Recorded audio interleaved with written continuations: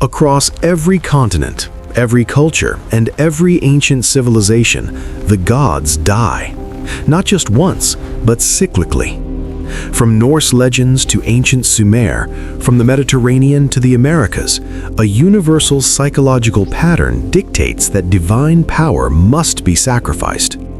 We often study myths as simple stories of heroes and monsters, but what if these tales are actually blueprints for the human mind?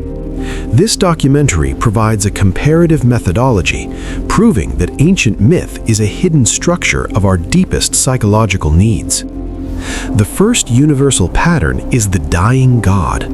This deity is born, rises to prominence, suffers a sacrifice, and is eventually resurrected. In ancient Egypt, Osiris, the god of the afterlife and vegetation, is famously murdered, dismembered, and brought back to life by Isis.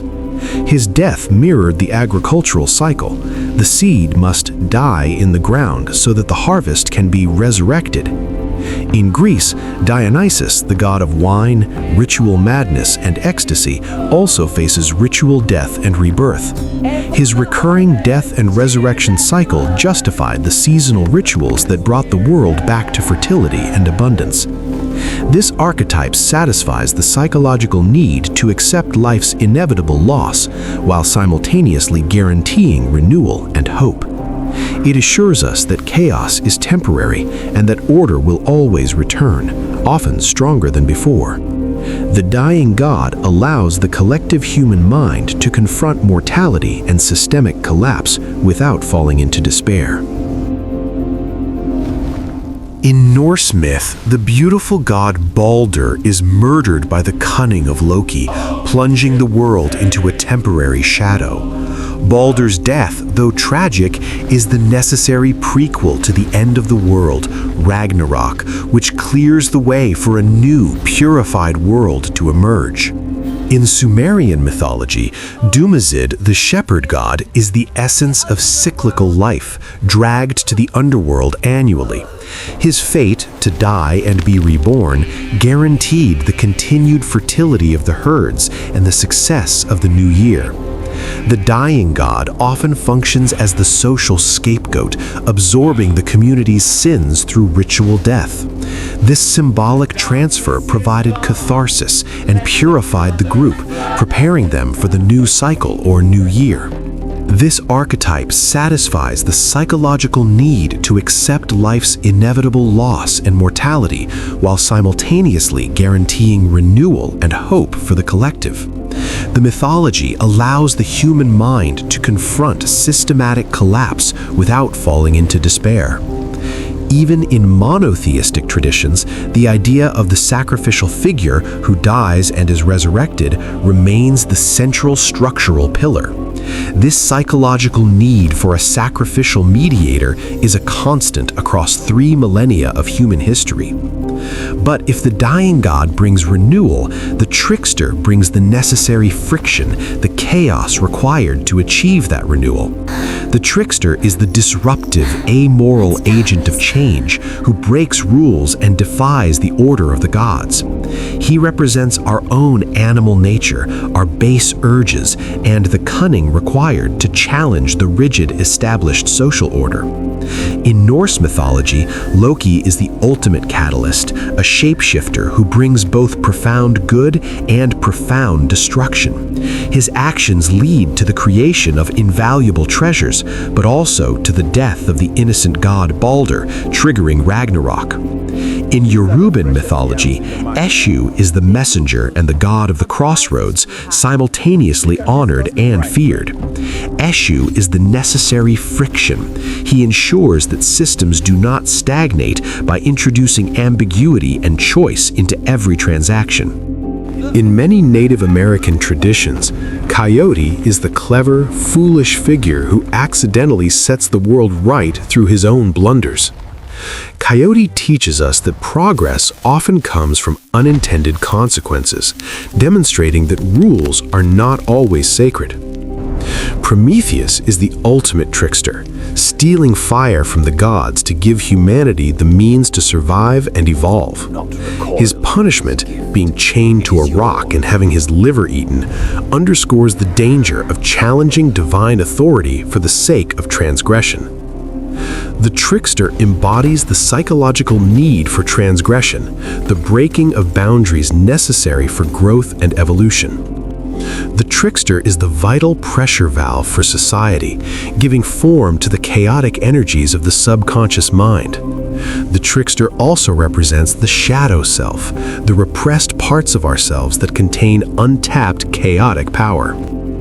Every hero, from Hercules to Maui, must confront a trickster-like figure, or become one themselves, to achieve transformation. This comparative methodology proves that myth is not random invention. It is a universal toolkit for psychological survival. We all need the reassurance of the dying god to endure cyclical suffering, and the necessary chaos of the trickster to force social and personal change. This structural pattern even appears in abstract forms like the tarot. The fool is the ultimate trickster, the agent of pure chaotic potential. The fool's willingness to step off the cliff is the starting gun for the hero's journey and the moment where creation begins. In Polynesian myths, Maui is the classic trickster who challenges the gods, snaring the sun to lengthen the day. This myth provided a methodology for cultural explanation, defining the rules of the world through the intervention of a chaotic figure. The dying god archetype is powerfully reflected in our modern need for a political or cultural figure to take the blame for systemic failure. They must suffer a temporary death, resignation, exile, to cleanse the system and allow the cycle to renew. We don't just tell stories, we use myth as a methodology for processing the two great unchangeable facts of life: death and change. This uniformity in global storytelling proves that we are hardwired to process crisis and renewal using the same few patterns. This methodology of myth is not confined to antiquity. It dictates the archetypes we still use in modern cinema and politics.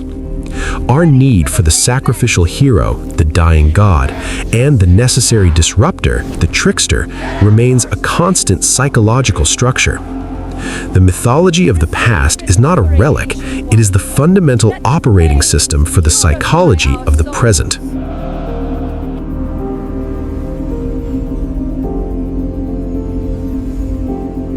Carl Jung's work formalized this, identifying the trickster, the shadow, the wise old man, and the great mother as universal inherited structures. These archetypes are psychic realities that emerge independently in the myths of cultures that never interacted. Another constant pattern is the puer aeternus, the eternal boy, the god or hero who refuses to grow up, like Peter Pan or mythologically Icarus. This archetype embodies the human resistance to the responsibility and eventual death brought by adulthood. The dying god appears in Phrygia as Attis, whose self-mutilation and death leads to the revival of vegetation. The cult of Attis provided followers with a personal methodology for achieving immortality through sympathetic magic with the natural cycle. In Japan, the kitsune, fox spirits, are classic tricksters, using shape-shifting and illusion to manipulate humans and gods. The trickster embodies the psychological need for humor, the mechanism that allows us to cope with the absurdity of existence. Even in the modern world, the trickster appears as the corporate hacker or the spy who breaks the rigid rules of the tech industry. The dying god appears in modern sports, where the beloved athlete must face symbolic death, injury, loss before a glorious comeback. We don't just tell stories, we use myth as a methodology for processing the two great unchangeable facts of life: death and change. This uniformity in global storytelling proves that we are hardwired to process crisis and renewal using the same fundamental methodology. The mythology of the past is not a relic, it is the fundamental operating system for the psychology of the present. The trickster and dying god are the essential dual forces of all cultural evolution, one breaking the path, the other guaranteeing the return.